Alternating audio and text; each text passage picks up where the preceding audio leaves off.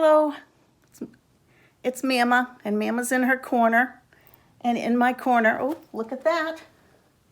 Mr. Mouse has joined us today in the corner.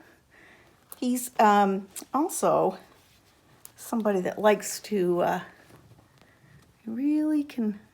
he loves Mama's stories. And he loves to sit with Mr. Mainly Moose. It's his best friend, it's his bestie.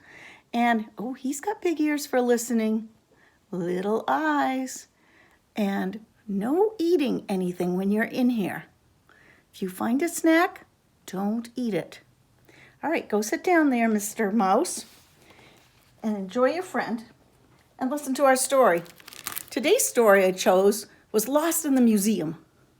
I particularly like this story because I've taken a lot of students and a lot of children to the museum, and sometimes somebody gets lost.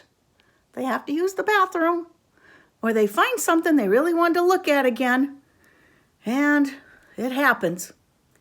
But we always find them, and they aren't very far away because we always send somebody with them, but they like to think they're lost. So this is called Lost in the Museum. We hope if you go to a museum, you stay with your parents or whoever takes you to the museum, or your mama or your grandma, grandpa, and stay with them so that you don't get lost, because you could miss some valuable time and maybe some cool stuff if you get lost. So this is a big place, the teachers told the first grade. But if we all stay together, nobody will get lost in the museum.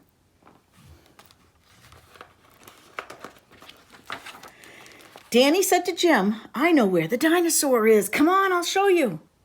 Jim said never seen a dinosaur, so he ran after Danny. And Willie and Sammy and Paul and George, oh, they were right behind him. They did too. Anna Maria and Sarah started after them. "Come back, you'll get lost." Danny slid down the hall very fast, and he slid into a room at the end. Willie and Sammy, Paul and George and Jim, Anna Maria and Sarah all ran after him.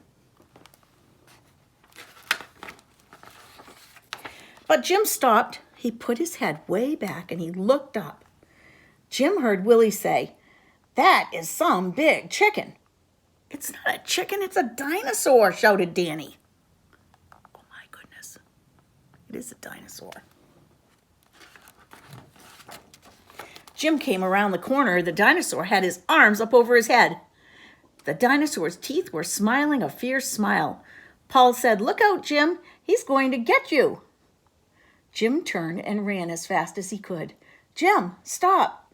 "I was only fooling," Paul called. Now, some of you who like dinosaurs probably even know what kind of dinosaur that is. I think I do too. It might start with the letter T. The kids came running after Jim. "Don't worry, he won't hurt you," said Sammy. "That's right," Willie told Jim. "They don't have dinosaurs anymore." Paul put his arm around Jim. Anna Maria said, "It's silly to be scared." And Jim knew it was silly. He wished he could be brave. "Come on, let's find the others," George said. "I think we're lost," said Sarah. "I know where to go," said Danny. They all hurried after him down the big hall. There were just too many rooms. "Now you've got us lost," Anna Maria said to Danny. "My toe hurts. Maybe we'll have to stay here all night," Paul said. Oh goodness, they probably turned the lights off on them. Jim thought about staying all night with a dinosaur. "I'll go find the teacher," he said. "You stay here in case she comes." Jim went into many rooms. He kept his eyes shut a little bit. If he saw the dinosaur, he could shut them really tight. A big boy was looking at bird eggs. Jim said, "Have you seen my teacher?" Before long, the big boy could answer. Jim had a red coat way down the hall. Margaret had a red coat. Jim ran to see, but somebody else was wearing Margaret's coat. Oh, Jim was tired. He had to find the teacher.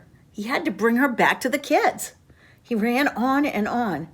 Jim saw penguins playing in the snow like the first graders. He saw a mother and a father and a child and a deer. A child deer, the father stood with one foot in the air.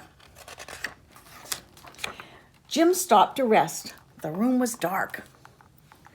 At first he couldn't see, and then a gray whale swam right over his head. He winked at Jim as if he had something nice to tell him. Jim looked all the way to the whale's tail. A lady was there with many children. "Jim," everybody called. "Oh, Jim, we've been looking all over for you." The teacher said, "Where have you been?" "Where are the other children?" "Oh, I'll take you there," said Jim. Jim started back. He went past the penguins, past the deer. This way, no, that way. There they were, George, Willie, Sammy, Anna Maria, Danny, Paul, and Sarah. When they saw their teacher, George and Sarah began to cry. She hugged them. If we hadn't stayed together, this wouldn't have happened. If we had stayed together, she meant. Willie and Sammy said, "Jim was brave. He went to find you." Yes, the teacher said Jim was very brave. But next time, remember, if we all stay together, nobody will get lost. Oh, they were so glad to be found. Everybody went to have lunch in the cafeteria. You could choose chicken and dumplings, crisp fried fish, or beef stew with 2 vegetables, but they all chose the hot dogs. So, in our city and in lots of cities, there are museums. We have a children's museum, we have an art museum, and we have a couple of other kinds of museums too, but I'm not sure they're for children, they're for adults, some of those the older things. So anyway, I hope that you had a good time and felt like you were there, but I hope you weren't lost. Next time, what do? Stay with the teacher. Bye-bye.